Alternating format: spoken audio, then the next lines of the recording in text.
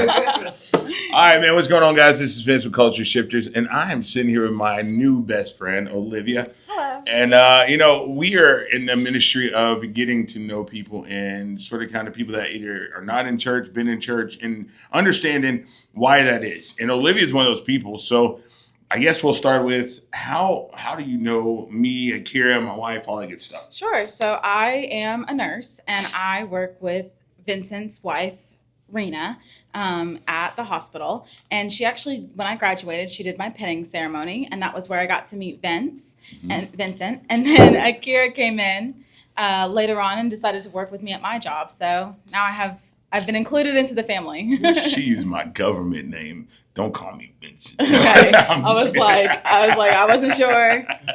So I don't know how close you are with your ministry. I'm just kidding. I first met Olivia, like she said, at her pinning ceremony. My wife said, Rena was like, we're going to a pinning ceremony for Olivia. I was like, who the heck is Olivia? And she told me about you. And it's weird because we started this ministry. I didn't really know much about you. But in our team meeting, Kira actually told me a little bit about your story.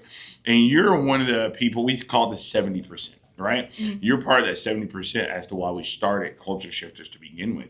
And I wanted to meet with you today and talk about your story so you can help us as the church realize, and I hate to put it this way, but I'm just going to be honest, what we could do better as a church because you're one of those people that walked in the front door and then walked out the back. Yep. And we want to figure out how can we keep you from walking out the back door and staying with us and helping us grow and disciple. So let's start off, I guess, with your story.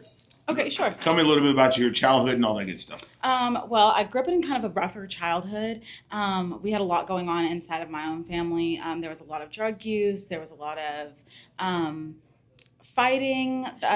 No physical abuse. Thank goodness. But it was a very rough childhood, and I wanted to find a community where I could kind of escape from that, where I would have time apart from everything that was going on in my own life. Yeah. And so that was how I ended up going. Oh, and my grandparents are very religious. Yeah. And so I ended up going to church with my grandmother.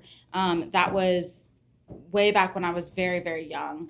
I had lived with her for about a year, and they go to church every Sunday. Mm-hmm. And so that was how I ended up in the first church that I ever went to, which was a foot washing Southern Baptist church. Oh, man, not the foot washing. Yes. Listen, let me tell you about my first foot washing experience.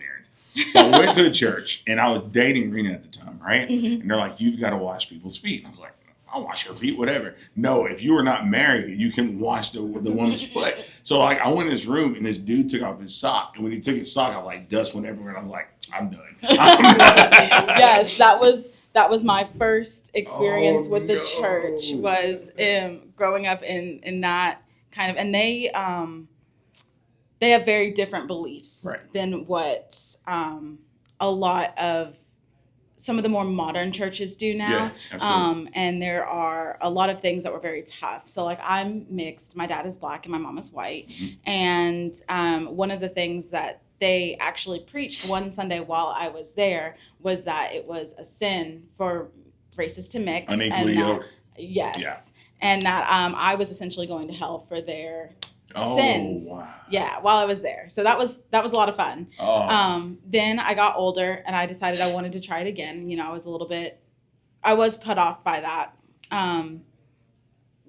as I got older. Mm-hmm. But my other set of grandparents, the grandparents on my dad's side, they are African Methodist. Oh, wow. And so the AME. The AME, yes. And so I went to their church, and that was a big culture shock. Yeah. That was a big culture shock because it was a very different kind of thing. But they didn't have any of the community stuff that I was kind of looking for. It was just church on Sunday, and then they would do like a Bible week, mm-hmm. A vacation Bible. Yeah, vacation Bible school. Vacation Bible school. Yeah. They did that for a week. But other than that, it was just Sunday and then 1 week in the summer. Yeah. And I really wanted something that was more community, more things where there were people my age, mm-hmm. Because that was all mixed in together, yeah. So it's just the families and everyone going, which is how when I was 16, I ended up in a non-denominational church that I found myself. This time I was not connected to any of the family members or anything like that. Some friends from school started to go. And so I was like, well, let me give this one more shot. This is a great chance to really, to learn more about Christ and to get myself, in a community, and to step back from all of the things that were going on at the time. And then when I ended up there, that was more what I was looking for. There were youth groups. They had church on Sunday. They had youth group on Wednesday. They were doing missionary stuff. Yes. They would do missions out of town. They would do all kinds of things that really, one, took time, and that was open to everyone, and so we could all go and do those things. And there was a sense of community, especially with I feel like the younger generation, because they had the youth programs as well. The only thing about that, though, was it got very cliquey. Oh, yeah. There were the families, so like the pastor's son, the family of the pastor and his son, they pretty much led the youth group. And then there were the families that their whole family had gone to church there for a long time, and they were all very close knit. Yeah. And it felt a little isolating. Yeah. Even when it was supposed to be like a community thing, it felt like everyone broke into their own little cliques inside of it. Yeah. And there ended up being more drama than what there should have been in a church setting. And so I think that was kind of the last time that I was like, you know what, this is really not for me. Not only that, but I am bisexual. Mm-hmm. And I feel like there's a lot of scrutiny around sexuality when it comes to the church, and when it comes to, so it's like, not only am I half Black, mixed parents, come from a background that probably a lot of people are not envious of. Yeah. But then also adding in my sexuality, it's just, I have not been able to find a place where I felt. Yeah, you always felt like an outsider I always felt like an outsider. Yeah, I get it. I totally get it. It's weird that you say community, because we do this thing where we ask people what is culture, and the number one answer is always community. Most people that come into a church, a lot of us think they're looking for salvation. They're really not. They're looking for a community. They're looking for a place where they can belong, a safe place. And I hate that you went to find your safe place and it became a place of more trauma for you to take on. I hate that happened. Christ never meant for that to happen. And the crazy thing about the Bible is Christ actually went out and he sought people like you, people that had that did not fit the status quo. Mm-hmm. He, when he came, the Pharisaical leaders, and I'm trying not to preach to you, you're fine. But the Pharisaical leaders, their whole thing was rules. And Christ came to say, love, life, grace, mercy. That was his whole thing. And so when you went to church, you went in there with this mindset of, okay, here's this safe place, because everyone says church is love, Christ is love, this is love. Mm-hmm. And you walk in, and the first place you go to, they're like, you're going to hell because you have something that you're marked by, which is your ethnicity, and you had no choice in it. You didn't ask to have a mom and a Black dad. You didn't ask to have a drug addict parent, have to have these things going on. You didn't ask for that. And then you go to your next church, and it's like, there's no one here like me, And then your last church you go to, you're like, okay, they got me into their club, and now I'm forgotten. I totally get it. And that was such a good synopsis. Yeah, that's what happens, and I know that because I do it all the time. So I hear it all the time. And most churches, we use the word family. That's what we always use. And I hate that you went to church to find family, and it feels like you found the opposite. I hate that happened. When you think of community, right, because you used it when you talked about church, now that you are no longer in the church, what is your, definition of community now? It's the people that you choose and that choose you. Mm-hmm. That is always going to be my definition. Same thing with family. Because you can be born into a family, but that doesn't make you a family. Yeah. And so my community are the people that I have chosen to be around and that I have chosen to love, and who every single day choose to be around me and choose to love me. Wow. I love that. That's like the first time I've ever heard that. Like the people that you choose, but they also choose you back. Yeah. Mm-hmm. That's really cool, because that's something that we as a church, we need to learn. We need to learn to not only say, okay, they chose our church, but we also choose them. Mm-hmm. One of the things we're finding about the church and culture shifters is that we are equating quality based on quantity. And that's not true. Quality is when someone comes into our church that has a spotted background, that doesn't look like us, sound like us, act like us. And I'm saying us so I can differentiate the two. But we still welcome you in like you are one of us. One of the things I always preach is there's always room at the table. There's a story in the Bible where Christ told them or it's a parable actually, where the king said, bring them all to my court. I'm going to do this big party. And when he went out and invited the people that looked like him, they didn't want to come. So he said, okay, go out to the highways and byways and get those that don't look like us. Get the broken, the whatever, get the poor. And that's what needs to happen with us as the church. That's what we're trying to do. So you went to church, you tried to find your community, you accepted them, but they didn't accept you. So then what happened? I mean, I left. That's what happened. Yeah. I found my community elsewhere within the jobs that I have worked, within the hobbies that I've grown into. I like to take pictures. I like to go to events. I have found community outside of the church. Wow. In that way. Wow. So, all right. So, and I'm asking questions, and I hope you don't take offense to it, but for us, we find our hope in Christ, right? Mm-hmm. Where do you find your hope and your peace and your joy? Like when you're having a hard time, what do you turn to? Oh, that's a good question. Yeah. I feel like that is when I turn to my family and my friends. Right. It's again, I turn back to my community.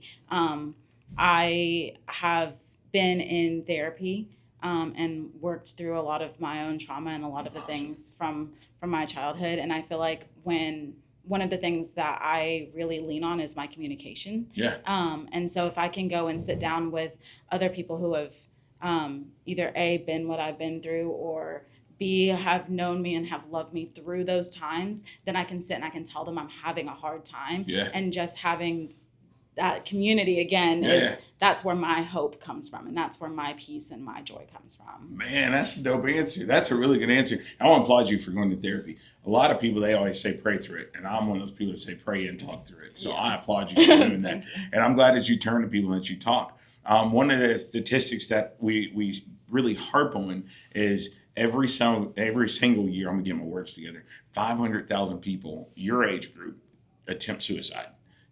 So I would rather you talk about it than hold it all in. So I'm glad that right now that you are finding hope somewhere, but I wish that you had the opportunity to connect to that community. And my next question is, and I also want to say thank you for not really bashing the church. A lot of people we talk to that have been through what you've been through, they bash the church. Like they tell that, the church is horrible, this, that, and the third. And I'm glad that you don't do that. You're giving a real perspective. You've removed emotion. You're giving us just facts, because that's what we need. We learn from facts. So do you, as far as prayer, do you agree with prayer? Like, what's your stance on prayer? So I would consider myself more of a spiritual person. Mm-hmm. I don't know what is out there. I don't know if there's one overarching God. I don't know if there are several gods, goddesses, whatever the case may be. I mean, there's so many different myths and cultures and communities that you can pull from that all have their own belief system. So I do believe in prayer. I do believe in putting things out into the universe, and that the universe will give back to you. Yeah. But I don't know exactly. I don't have a set goal in mind. It's more so just, I guess, Mother Nature. Yeah, absolutely. Yeah. So you're more agnostic. Like you believe that there's a higher power. You just have not pinpointed what it is. Yes. So like and correct me if I'm wrong, but most agnostics, you believe in just being a good person. Yes. Like, okay, yeah. And I love that. I wish that everyone had that mindset of being a good person without knowing what a reward is in the end. Your reward is just being a good person. And I applaud you for that. For many of us as Christians, we're good people because we have to be. We want the end reward, which for us is heaven. And that brings me to my next question. Do you believe in like heaven and hell? I don't. Okay, so what, and when we die, what happens? I don't know. You don't know? So you're not. I'm not saying that it doesn't exist. Yeah, absolutely. I just don't know.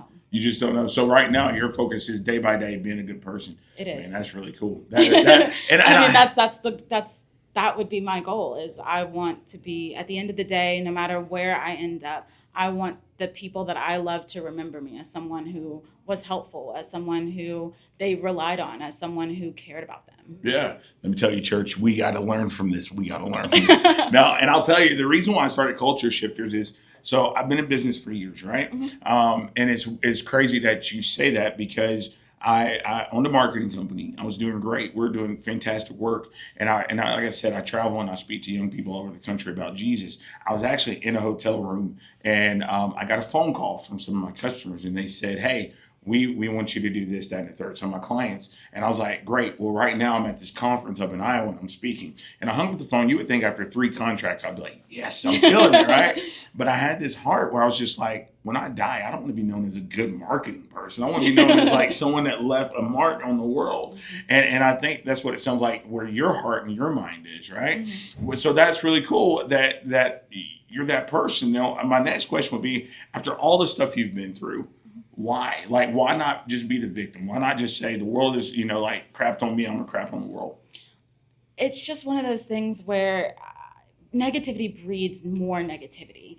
And I think that if I put that out there, and especially believing that what I put back in the universe is what I'm gonna get, I just can't bring myself to do it. I mean, everyone goes through struggles. Yeah, some people have it worse, but some people have it better, and it's not for us to judge whose trauma is worse than whose, and who should play the victim and whose turn it is.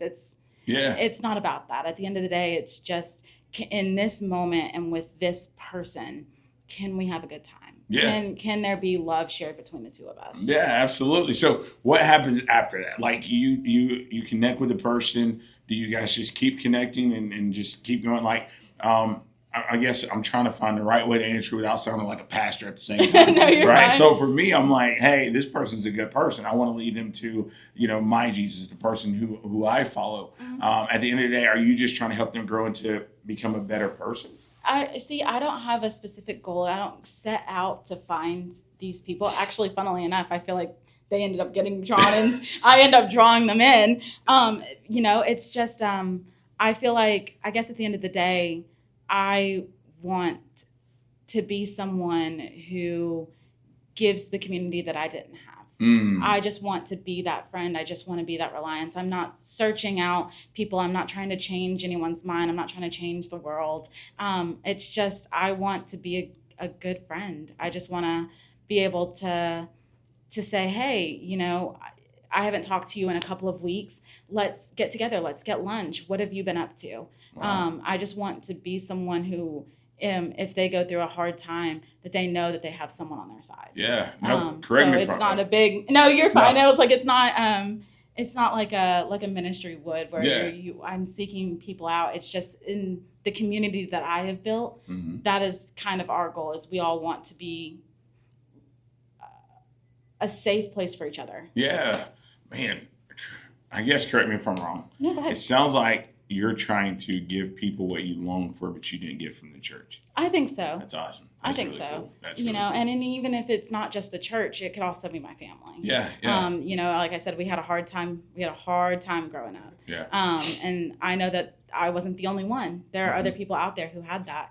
And, I want them to know that they're not alone. Yeah, man. And there's so many people that want to know that they're not alone. That they're not alone. There's so many people that, and I don't know the best way to put it, because I grew up, I'll tell you a little bit about my testimony. My dad was an alcoholic drug addict. He was very abusive. I remember there was one time where my dad held a gun to a woman's head over $2 and said he was going to blow her brains out. My dad abused his girlfriend, and she stabbed him in the jugular. And they called me. I hadn't talked to my dad in years. And they called me to come be his medical representation or whatever. And I was just like, I don't even really know this guy, Yep. And it's crazy because if I was to look at statistically, I should not be in the place that I'm at. I should be who he is. Statistically, you should not be in the place that you're at.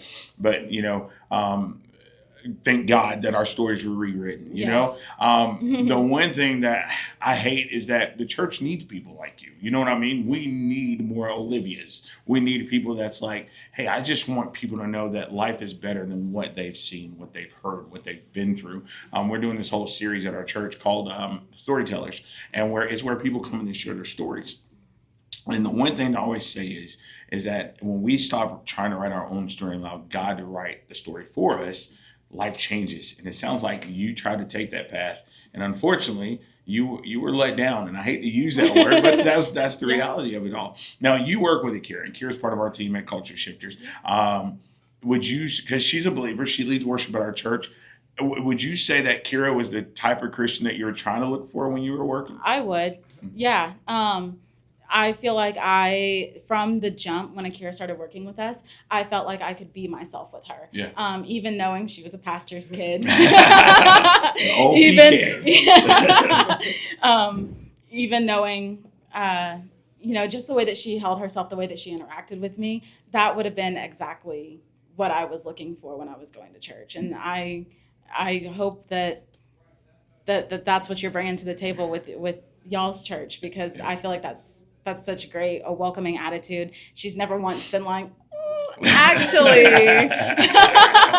there's never been a time where I felt like I couldn't just be completely honest with her or be myself around her. So yeah, and that's what we want. You know, when people came to Christ, that's what he wanted. Be you. Be who you are. Good, bad, otherwise, whatever. Be who you are. That's why he healed lepers. That's why the one with the issue of blood, he healed her.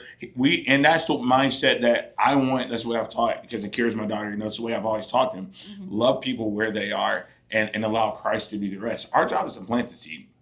I didn't want to bring you here and be like, let me lead you to Jesus. I wasn't going to do that. I've told you that. I'm not going to do that. I want to truly understand, because there's been many times where I've planted a seed and then I walked away and always wonder, what could I have done better? And talking to you have helped me understand what I could have done better, not just as a pastor, but as a person. God, people are not coming to me to fix them. People are coming to me to show them that this is not the end. Like, what you've been through is not the end. And it sounds like that's what you're looking for. Now, with our ministry, Culture Shifters, we're starting small communities, 5 to 8 people, culture crews, things like that. And we're trying to reach the church and the unchurched to come in and let us sort of kind of just pour into them in a more non-aggressive, non-confrontational type mindset. Now, we're giving truth, of course, but we're doing it in small group, like little patches and things like that, holding each other accountable. Do you think that someone in your position that would be something that they would probably look for? Probably. I feel like small groups work better for me as a person, because I get overwhelmed when it's a whole bunch and or if it's just one person who's preaching at you. I feel like small groups works better. I would be interested to see how you guys ran your small groups. Is it like a Bible study, or is this going to be a sit down? This is a community coming together who all love Christ, who want to, share those truths, or is it a study of the religion? I guess. Sorry, the way that No, you're good. Let me think on this for a second, because Bible study, I felt like when we had small group Bible study, that was a big one that they did inside of the non-denominational church. And it always felt more so like here's all the things that you're doing wrong. We're studying the Bible, and this is how you should be living. These are the things you should be doing, versus a community style where we just came together to be accountable and to be friends and to love each other and to love Christ. Does that make sense? Yeah, absolutely. Yeah. And so I would be interested to see how you guys ended up running it, but it does sound something that would be more of what I was looking for. Yeah. You don't want to go to a group where they're telling you all the things you're doing wrong. Yeah. I get it. And that's the mindset that we're trying to get the church away from. That's where we're trying to get us away from, because people know that they do wrong. People know that they do bad. It's obvious. If we believe in good, we believe in bad. That's just the way life is. We need a place where we can say, okay, how can I be a better person? How can I be a better Christian? How can I change the world for the better? And that's what our culture crews are doing. It's not going to be a sit down and listen to me talk to you. It's going to be a sit down and let's just talk about where we are. Let's talk about where we are. Let's answer questions that we may have about our faith, so on and so forth. One thing that I'm going to try to do is do more apologetics teaching. I think it's something that you would enjoy. It's where we stop and we really break down understanding of the Bible, and we bring in science and history, and we show where faith doesn't have to be blind, where a lot of things that are being taught today, they're biblically wrong. You know, the reason why I said unequally yoked earlier is because a lot of churches, they preach that wrong. You know, the Bible's not talking about black and white, because in that moment in time, if you look back at the Bible, one of the greatest people in the Bible, Moses, his wife was from Ethiopia, and the people that came against him and said you shouldn't be married to her, they both got leprosy, right? So the thing is that that's not what it's about. It's not about being unequally yoked, and there's so many other scriptures that are preached wrong. There are so many things that are not absolutes that we're making absolutes. There's, you know, we always preach love, but 1 John 4:20, it tells us that how can we say that we love God when we can't love our neighbor? So we're trying to get the church and the Christian, the body, back to that mindset of how do we love our neighbor first. I put this post out where I said, we as the church cannot become so comfortable with the 99 that we forget the one. And I feel like that's where we're at. We have forgotten the one. And not just like we know that you're out there, but we want to reach you with hot dogs and books and say, read this book and hopefully you get right. We want to create a culture where we do some one-on-one discipleship, where before I push Jesus to you, I want to understand life. One of the questions that we had in our podcast was, does the church relate to real life? And I don't feel like we do all the time. We don't reach people where they are. Our church just recently started speaking on race relations, and we just recently started speaking on mental health and things of that nature. And the reason why is because we have this mindset of just pray your way through it. And we got to get over that. We have to be there to walk hand in hand with people as they go through things. I tell our members, we got to go through the mud with people. We got to be willing to get dirty with people in order for them to realize that even though you're dirty, you can get clean. It's not just people outside the church, it's people within the church. Another statistic, out of 100% of marriages, right? What percentage of divorces do you think happen within the church? Oh, wow. Out of all of the divorces, 20%? 60. Whew. 60%. Think about that. That's crazy. And it's because we're not hitting real life issues. We're telling everybody pray through it. And although prayer is great, it works, all these things, if we teach people to hide things instead of bring it out to the open, or we make it look like shame, they're not going to bring it out. And these statistics are going to keep climbing. So culture shifters is not just about shifting the culture of the world. It's about shifting the culture of the church also. And thank you so much for sharing your story with me, because you've helped me out. So if you had one thing to say to the church, and this is going to be my last question, I promise. If you had one thing to say to the church from the outsider perspective looking in, right? You've been the insider, you've been the outsider. One thing to say to the church, what would it be? Honestly, I think that you touched on it. I think that the biggest thing that I would say to the church is to remember what love is and what love looks like. Because I think that that gets lost in translation. I think one of the biggest things that I learned when I was going to the non-denominational church was about agape love and about how that unconditional, overall arching love that God has for us, that is the love that you should be presenting to everyone. Yeah. You don't get to pick and choose. Absolutely. And so that was one of the things that you had actually touched on. And as a part of the things that you guys want to shift with your culture is that you want to love your neighbor. And I think that that's something that has been forgotten along the way. And I think that that's a big one, is just to remember what love is and what that looks like. Absolutely. Olivia, I'm going to pray that you give us another chance. The church needs you, man. You are too awesome to not be part of the church. So hopefully we can get a culture crew started where you can go. Maybe you can join the Curious Culture Crew and just see what it's about. And if anything, just say, hey, here's what I would like to see, because we're learning. We are. And I'm not afraid to admit that. We're learning, right? Mm-hmm. We understand the word. We understand truth. We understand all these things. But we need to understand from the insider, the body, looking out into the big world, what can we do to reach you all? I always tell our church, I said it before, the world is sick of hot dogs and cotton candy. They're sick of it, right? They want some real honest truth. And you can help us figure this thing out. So you mind if I pray with you before we end this thing? Of course, yeah, all right, sure. Let's pray. Father God, I just pray for Olivia, and I pray for anyone watching this video right now that, first of all, I want to thank you for her bravery to speak her truth, Father, and what she's seen, and been able to help me as a pastor and as ministry person to understand what we can do better, how we can shift the church so we can shift the culture, God. I pray that you help me and the rest of the body of Christ work on our heart posture so that we can go out and that we can truly live 1 John 4:20 out loud, that we can love our neighbor and that we can show them Christ's love through our own love. And God, I pray for Olivia as she continues to go out there and as she continues to show the world love, the love that the world longs for, that God, that you will continue to help her grow and that she will continue to have stay at your sight for the world out there because they need to see you and they're seeing it through her. And I pray that they will see it through us, Father. And God, I pray that as we continue to run this thing called ministry and run this thing called life, that you'll continue to be our guide and that people like Olivia, they'll come in our path to help us understand what we can do better, that they'll give us the blueprints, the cheat code to go out there and reach the wall. Your precious name, amen. Amen. Again, thank you, Olivia. Thank you so much. And we'll let you know when our culture crew starts. All right, sounds good. All right.